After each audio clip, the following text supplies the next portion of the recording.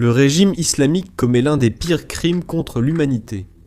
Les chiffres qu'ils vous ont donnés sont des mensonges. Ils disent que 12 000 personnes ont été tuées. C'est complètement faux. Ils ont tué plus de 30 000 personnes. Il n'y aura plus de discussion avec vous. Nous ne vous demanderons plus de rejoindre le peuple. Je le jure, sur chaque centimètre du sol iranien, ce que nous vous ferons sera inscrit dans l'histoire de l'Iran. Nous vous le montrerons bientôt. Nous ne ferons preuve d'aucune pitié. Nous vous montrerons une mort que vous n'auriez jamais pu imaginer. Nous remercions tous ceux qui sont en dehors de l'Iran d'être notre voix. Nous vous voyons. Puissions-nous tous vous voir bientôt en Iran. Vive l'Iran, vive le roi. Ce n'est même pas la première fois que l'ayatollah Khamenei fait cela. Encore une fois.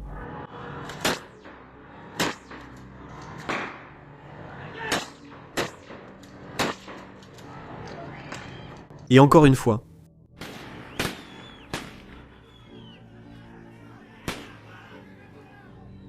Cela fait maintenant près de 15 jours que la coupure nationale d'Internet a commencé, même si quelques informations limitées filtrent encore. Les estimations du nombre de morts varient de quelques milliers à plus de 30 000 selon les sources. On pense que des centaines de milliers d'autres sont blessés. Mais ce n'est que le début. Vous voyez, même si les manifestations cessaient, les tueries continueraient.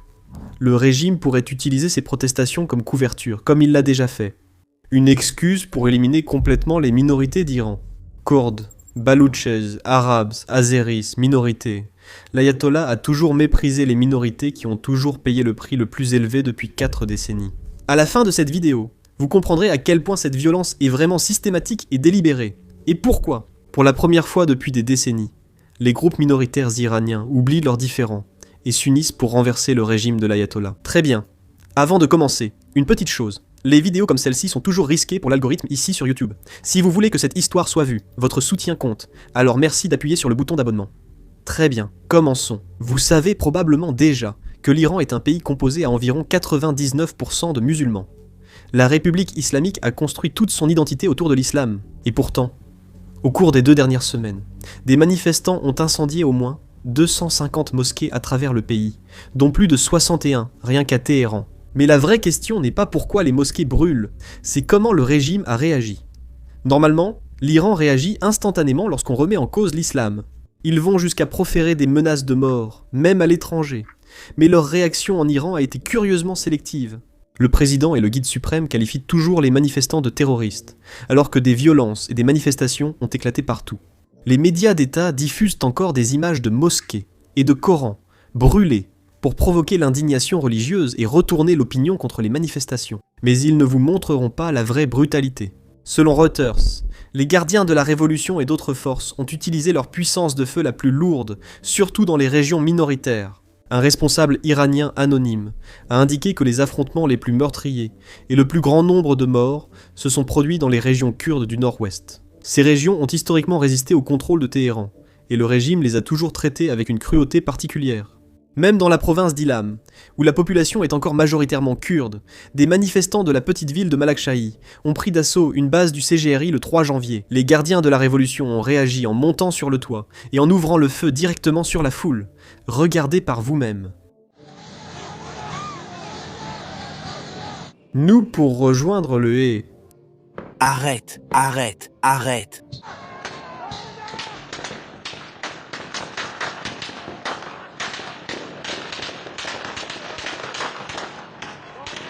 Nous ne rejoindrons plus le groupe.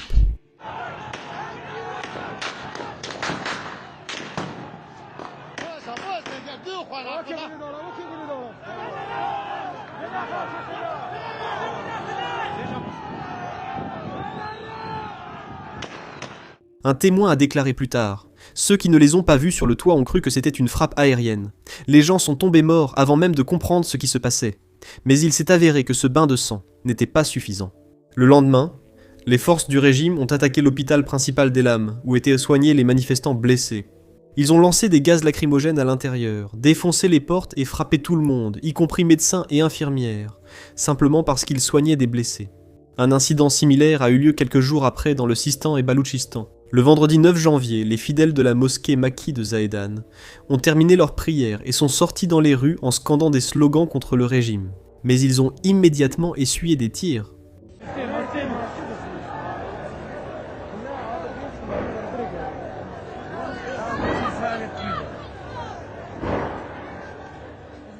Les forces de sécurité avaient envahi la zone et tiré sur des manifestants non armés devant la mosquée, blessant de nombreuses personnes, dont des femmes. Cette attaque a été particulièrement traumatisante, la ville ne s'étant pas remise du massacre sanglant de septembre 2022. À l'époque, les snipers du régime avaient ouvert le feu sur des manifestants baloutches pacifiques, juste après la prière hebdomadaire, tuant au moins 66 personnes dont des enfants, sur le coup. 16 autres personnes sont mortes dans les jours suivants. Des témoins ont décrit les forces de sécurité tirant depuis les toits, visant la tête et la poitrine des fidèles. À la fin, au moins 82 personnes avaient perdu la vie. Déjà en 2019 dans la ville de Machar, les manifestants avaient brièvement réussi à contrôler leurs rues. En réponse, Téhéran a envoyé le corps des gardiens de la révolution islamique avec blindés et armes lourdes. Pendant les 4 jours suivants, le CGRI a impitoyablement abattu des dizaines de manifestants avec des mitrailleuses sur camions. Des rapports officiels ont révélé que 148 personnes ont été massacrées à Machar et ses environs, en moins d'une semaine. Mais gardez ceci à l'esprit, il ne s'agit là que des principaux incidents qui ont réussi à être divulgués. Le monde ignore souvent les nombreuses répressions discrètes qui ont lieu loin des caméras et des médias internationaux. Dès que les manifestants menacent l'autorité du régime, l'ayatollah Khamenei réagit toujours selon le même vieux scénario. Les manifestants cessent d'être des citoyens et deviennent des ennemis de Dieu, des séparatistes ou des bandits. C'est ainsi que le régime se donne une couverture religieuse et légale pour tuer.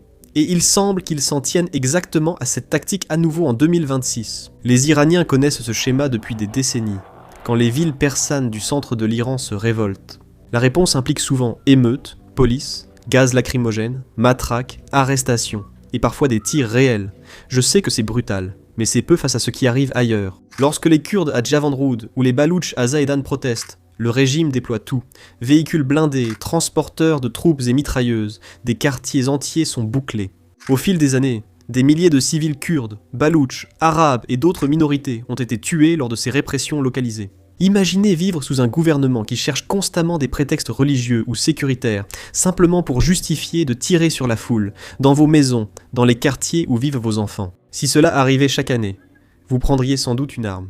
C'est ce que de nombreuses minorités, surtout les Kurdes, ont fait. Ainsi, des groupes armés existaient déjà dans ces régions, avant les manifestations actuelles, expliquant aussi le rôle majeur joué par les Kurdes et d'autres minorités dans les mobilisations de 2026 là. Pourquoi le régime de Khamenei s'attaque-t-il si violemment aux minorités? Pour le comprendre, il faut d'abord examiner l'histoire. On voit souvent l'Iran comme une nation perse, mais c'est en réalité un pays bien plus diversifié. Les Perses ne constituent qu'environ 51% de la population. Les Azéris turcs représentent environ 24%, ce qui en fait la plus grande minorité d'Iran. Les Kurdes constituent environ 8 à 17%, principalement concentrés à l'ouest. Les Arabes, qui vivent surtout dans le sud-ouest riche en pétrole, représentent environ 3%, et les Baloutches, situés dans les districts du sud-est, constituent encore 2%. Et ce n'est qu'une partie de la réalité. Il y a aussi les Lours, les Turkmènes, les Kashkai, les Turcs, les Gilaks, les Mazandaranis. Au total, près de la moitié des 93 millions d'habitants de l'Iran appartiennent à diverses minorités non persanes. Ces communautés vivent dans leur propre région depuis des siècles, parlant leur propre langue et pratiquant souvent leur propre religion. Par exemple, la majorité des Kurdes, Baloutches et Turkmènes sont musulmans sunnites, contrairement à l'élite persane chiite. Mais au début du XXe siècle, la monarchie iranienne a lancé un projet agressif de construction nationale. L'objectif était de créer un État centralisé perse chiite, et la diversité ethnique était considérée comme un problème à gérer, non comme une réalité à respecter. Les langues minoritaires furent bannies des écoles, les cultures locales marginalisées, et les identités non perses jugées déloyales ou dangereuses. Lorsque le Shah a été renversé en 1979, de nombreux groupes minoritaires ont cru que les choses pourraient enfin changer. Les Kurdes, les Arabes, les Baloutches et les Turkmènes avaient activement soutenu la révolution dans de nombreuses régions. Ils ont pris l'ayatollah Khamenei au mot lorsqu'il parlait de fraternité islamique et de justice. Nombreux espéraient que le nouveau système reconnaîtrait leurs droits culturels, instaurerait une gouvernance locale, ou au moins cesserait de les traiter en citoyens de seconde zone. Mais cet espoir a vite disparu. L'idéologie révolutionnaire de la République islamique a rejeté d'emblée le fédéralisme, elle a rejeté l'autonomie culturelle, elle a rejeté le pluralisme laïque. Khomeini et son cercle rapproché considéraient l'Iran comme une nation unique sous une seule autorité religieuse, gouvernée depuis le centre. Dès le début, la démocratie et les droits des minorités étaient absents de ce projet. Khomeini s'est rapidement retourné contre les minorités qui l'avaient soutenu. Les dirigeants kurdes réclamant l'autonomie ou rejetant la constitution islamique étaient aussitôt traités de traîtres. En août 1979 à peine. 6 mois après avoir pris le pouvoir, Khomeini a littéralement déclaré le djihad contre la population kurde d'Iran. Et il l'a fait alors que les négociations avec les représentants kurdes étaient encore techniquement en cours. Cette décision a déclenché ce qui est devenu la guerre du Kurdistan, qui a duré de 1979 à 1983. Les gardiens de la révolution et l'armée ont mené de vastes opérations dans les régions kurdes. Des villes et villages ont été bombardés, encerclés et vidés. Des régions entières ont été dépeuplées. Lorsque les combats se sont calmés, on estime qu'environ 10 000 Kurdes iraniens avaient été tués, sans même compter ceux qui ont ensuite été exécutés en prison. Pour réprimer, le régime a envoyé un religieux au Kurdistan, devenu tristement célèbre comme juge pendaison. Pouvez-vous deviner sa spécialité ? Si vous pensez qu'il a condamné des milliers de Kurdes à mort lors de procès expéditifs de quelques minutes, vous avez raison. Des tribunaux révolutionnaires ont été mis en place, où les procès ne duraient souvent que quelques minutes, les accusés n'avaient pas d'avocat, pas de véritable chef d'accusation, pas de possibilité d'appel. Des milliers de Kurdes ont été condamnés à mort lors de procès de masse à Sanandaj et Mahabad. Les exécutions étaient si fréquentes que selon des témoignages, les pelotons tiraient sans interruption de longues périodes. Le traumatisme était si intense, les blessures si profondes, que même après l'écrasement de la principale résistance armée, l'horreur a persisté à travers les générations. Des années plus tard, un rapport de Human Rights Watch a révélé que l'État avait délibérément détruit plus de 271 villages kurdes pendant et après la guerre du Kurdistan. Et pourtant, au lieu d'adoucir sa position après avoir réprimé la révolte, le régime a institutionnalisé cette brutalité. Parce que, à peine une décennie après la principale insurrection kurde, le gouvernement iranien a lancé une autre campagne militaire contre les Kurdes restants. Plus de 100 villages ont été bombardés et 200 000 soldats ont imposé la loi martiale absolue 24 heures sur 24. Tu n'imagines pas jusqu'où les gardiens de la révolution islamique sont allés pour justifier le massacre des minorités. Par exemple, pendant la guerre brutale Iran-Irak des années 1980, les minorités étaient soupçonnées sans aucune preuve réelle. La propagande de Téhéran accusait souvent les militants kurdes et arabes de collusion avec Saddam Hussein ou l'Occident, utilisant cette paranoïa pour justifier des répressions plus sévères. Les Baloutches, sunnites vivant près des frontières du Pakistan et de l'Afghanistan, étaient vus comme des menaces sécuritaires. De nombreux militants baloutches, et même des chefs religieux sunnites sans implication politique, ont été emprisonnés ou exécutés sous des accusations vagues, liées à la contrebande ou à la soi-disant sécurité nationale. Et puis il y avait la communauté Baha'i, qui a subi une persécution particulièrement atroce. Plus de 200 Baha'i ont été exécutés dans les années 1980, simplement à cause de leur foi. Les survivants se sont systématiquement vus refuser l'accès à l'éducation, à l'emploi et aux droits juridiques, après que le régime a déclaré leur religion illégitime. Et pendant tout cela, Ali Khamenei était là depuis le début. D'abord en tant que haut dignitaire religieux après la Révolution, puis comme président pendant la majeure partie des années 80, et enfin comme guide suprême de 1989 à aujourd'hui. Mais peut-être que 2026 sera l'année où Khamenei paiera le prix de ces décennies de bains de sang, car en ce moment, les forces kurdes sont en train de devenir son pire cauchemar. Contrairement aux précédentes, ces manifestations n'ont pas commencé comme un soulèvement ethnique, mais par un effondrement économique. À la fin décembre 2025, la monnaie iranienne était en chute libre, les prix s'envolaient, et la vie quotidienne était devenue invivable pour une grande partie de la population. Les principaux bazars ont fermé, des milliers de personnes ont manifesté, et rapidement plusieurs grandes villes ont rejoint le mouvement. Au début, les régions minoritaires sont restées en grande partie en retrait. Non pas parce qu'elles s'en fichaient, mais parce qu'elles se souvenaient de ce qui s'était passé la dernière fois, et la fois d'avant, et encore la fois d'avant. Les Kurdes, Baloutches et Arabes s'étaient révoltés plusieurs fois en décennies, mais furent toujours écrasés par la force. Alors que le pays observait, rien ne laissait penser que ce serait différent cette fois. Mais les manifestations ne se sont pas éteintes, elles se sont propagées comme une traînée de poudre et ont fini par franchir un seuil. Initialement une colère économique, le mouvement est vite devenu un défi national contre le régime. Les régions kurdes ont alors rapidement rejoint le soulèvement. Le 3 janvier 2026, des manifestations ont éclaté dans la ville kurde de Malakchihi, dans la province d'Elam. Les habitants étaient déjà en grève contre la pauvreté et la discrimination ethnique. Mais lorsque les forces du régime ont pris d'assaut l'hôpital principal d'Ilam et attaqué des manifestants blessés, le lendemain, cela n'a fait qu'attiser la colère.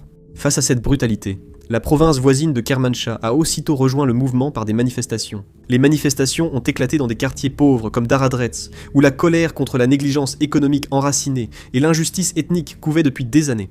Puis vint le moment que le régime craint plus que les manifestations de rue. Le 11 janvier 2026, une déclaration conjointe a été publiée au nom d'une coalition représentant 19 groupes ethniques et organisations minoritaires à travers l'Iran.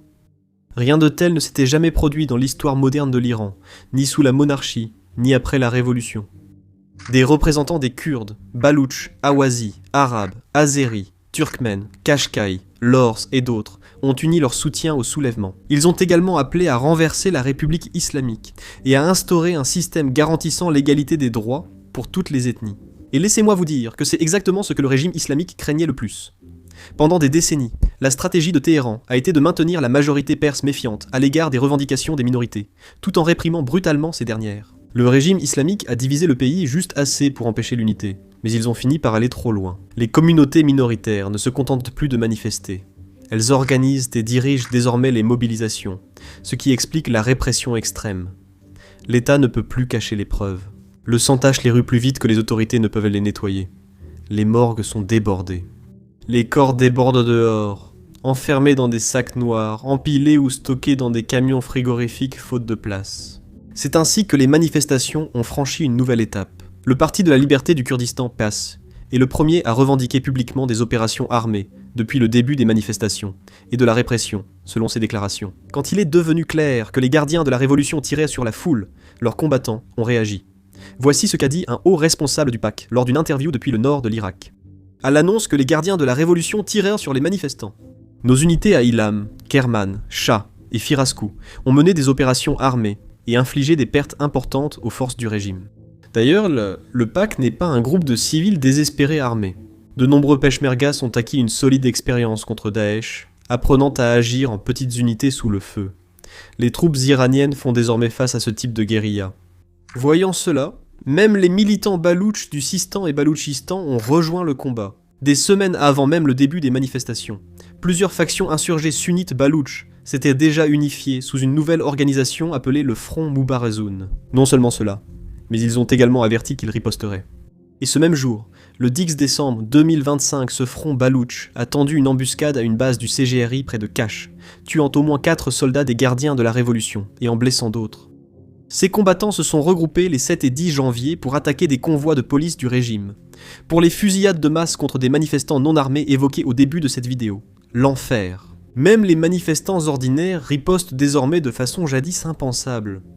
Dans la ville occidentale d'Ilam, par exemple, un colonel du CGRI aurait été battu à mort par une foule en colère le 12 janvier.